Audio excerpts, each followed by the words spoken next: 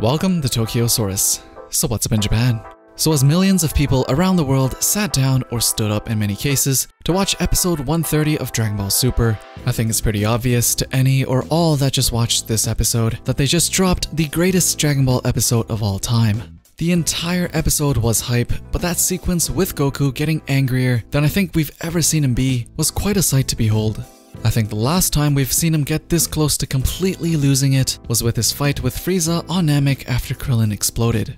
After Goku gets angry and starts the beatdown, the sequence represents the best animation I've ever seen in a Dragon Ball Super or any Dragon Ball episode by far. The movements of both Jiren and Goku felt so much smoother than anything else we've seen before, as if the frame rate went up just for that sequence. There are just so many little details in the sequence, and I bet none of you actually noticed that Goku at one point created ki balls while he was in midair just so he can ride them with his feet to skate up Jiren's ki blasts in effort to close the distance between him and Jiren even quicker. And this whole skating on ki blast thing happened all in just under 3 seconds. The animation along with the epic soundtrack alone can already put this episode amongst the hypest fights in all of Dragon Ball. But what is it about fighting Jiren here that really puts this fight amongst the greatest in all of Dragon Ball?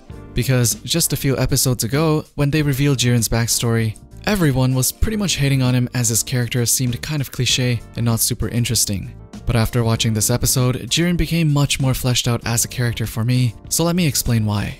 Now to start off, a running theme in Dragon Ball is that Goku somehow always manages to invoke change in his opponents and somehow befriends them or becomes a friendly rival. And if you've noticed, when Krillin started talking about Goku's entire life, with the flashbacks to each of them starting off as an enemy, with the exception of Gohan, that the entire Universe 7 roster is in fact just a big summary to Goku's entire life. Starting with Krillin, then Tien, then Piccolo, then Vegeta, all the way to the androids. Even though someone like Frieza hasn't turned into a good guy, Goku has definitely earned Frieza's respect as a rival, and thus can work together in such a tournament, as we've seen him do multiple times. But at the same time, Goku understands that these friends that he's made along the way are also the driving force to why he never gives up. And that is the crux to Jiren's problem with Goku. Because Jiren has also probably believed in something similar to that before his teacher got wrecked by the evildoer. After getting abandoned by his remaining friends, Jiren threw those set of values away and adopted new ones to become who he is now. But the key part of it all is that we all know Jiren was once also very much like Goku, where he treasured friendship and trust, which his teacher had obviously taught him. But because he has given up on those values years ago, when he looks at Ultra Instinct Master Goku now, it's like seeing someone who actually went for his dreams all the way and somehow made it work and succeeded where he failed. Jiren finally speaks his mind by saying, "Who cares about friendship? Who cares about trust? I won't believe in such power, and to accept that would be to deny everything I have ever been. I won't believe in such power that is easily erased."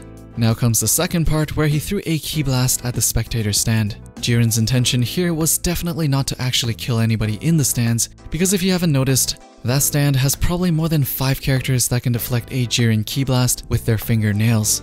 He threw the ki blast just to make a point, and it was an effort to demonstrate to Goku that his so-called friends that he draws power from can so easily be erased. To Jiren, that is not a strength but a weakness. And it was in this moment that we see Jiren go full circle here, because he has truly become his own worst nightmare. He has now become the one that people need to be protected against. Jiren is supposed to be like Batman. He never kills. But the fact that he even showed the gesture of killing innocent bystanders to show a point, he has crossed his own line and has stepped into madness. The next line is what I believe to be a great example of why Dragon Ball has such a great appeal to everyone from young kids all the way to adults. Goku says he doesn't believe he's a hero of justice or anything of that sort. But those who hurt my friends, I won't forgive. At the surface, it's a pretty cliche line, typical shonen fare, but if we look just a little deeper, everything finally fits together like a giant puzzle. That line that Goku just said is the core motivation for both Jiren and Goku, exactly the same to the last word. Jiren's journey from the terrible events in his childhood, those who hurt his family, he will never forgive. That's why he spent his life to train in order to remove that evil. And then, when he loses his teachers and friends to the evildoer again, those who hurt his friends he will still never forgive, which is why he seeked ultimate power. Although the way in which he seeks power has changed, it all came down to the same motivation. And it was because those who hurt his friends, teacher and family were more powerful than him, and therefore he needs more power. Along the way, he has lost sight of his own motivation and why he seeked the power to begin with. And when we see Jiren finally downed by Goku, he asks Goku, "Why don't you finish me already?" To which Goku responds, "A guy like you probably already realizes what I'm talking about." So Goku already knew that Jiren understood him, but just chooses to not acknowledge it.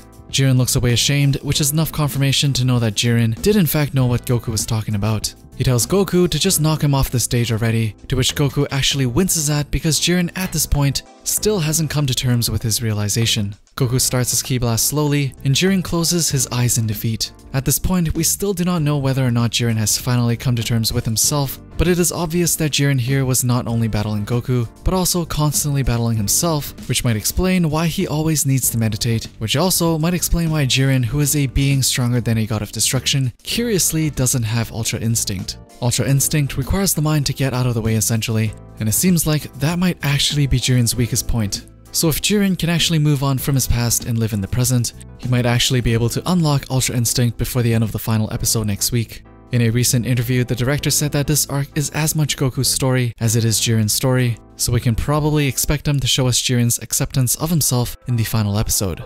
Jiren has definitely stepped up from a bland character to a pretty interesting guy in episode 130, and I hope they really give him the closure he deserves in the final showing of Dragon Ball Super. Anyways, what did you guys think of this fight, Jiren, or this episode?